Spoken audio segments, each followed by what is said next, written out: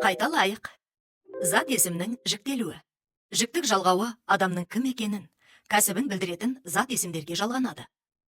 Мысалы, мен оқушымын, сен суретшісің. Сыпайы түрі, сіз шаштарассыз, ол сатушы. Жіктік жалғаулы зат есім сөйлемде баяндауыштың қызметін атқарады. Зат есім үш жақта жекеше, көпше түрде жіктеледі. Бірінші жақ жекеше түрінің жалғаулары. Мың, мін, бын, бін, пын, пін. Екінші жақ жекеше түрінің жалғаулары. Сың, сің, сыпайы түрі сыз, сіз. Үшінші жақта жалғау болмайды. Зат есімнің бастапқы түбірі сақталады. Мысалы, мен әншімін, сен дәрігерсің. Сіз мұғалімсіз, ол оқушы. Көпше түрде бірінші жақта мыз, міз, біз, біз, пыз, біз жалғаулары. Екінші жақта сыңдар, сіңдер, сыпайы түрде сыздар, сіздер жалғаулары жалғанады. Мұнда да үшінші жақта жалғау болмайды, бірақ түбір сөзге көптік жалғау жалғанады. Мысалы, біз әншіміз, сендер әншісіңдер. Сыпайы түрі сіздер әншісіздер, олар әншілер.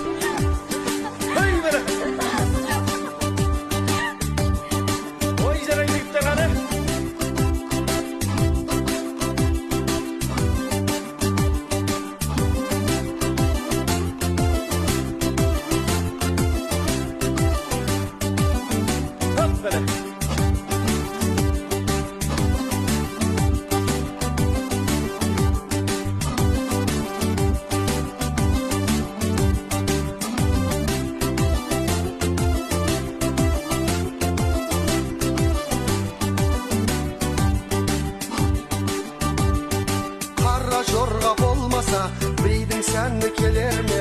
Қоз етек көйлек киінесе, қыздың сәні келе ме? Алған екі жолдастар, біреуін шық той бастар. Той дегенде дейді екен, домалайды қу бастар. Ал қалайық билеңдер, билеңізді сүйіне, басыңыздар шаттанып, қара жорға бейіне. Қосын барлық делебе, қан тарасын денеге, қара жорға болмаса, тойдың сәні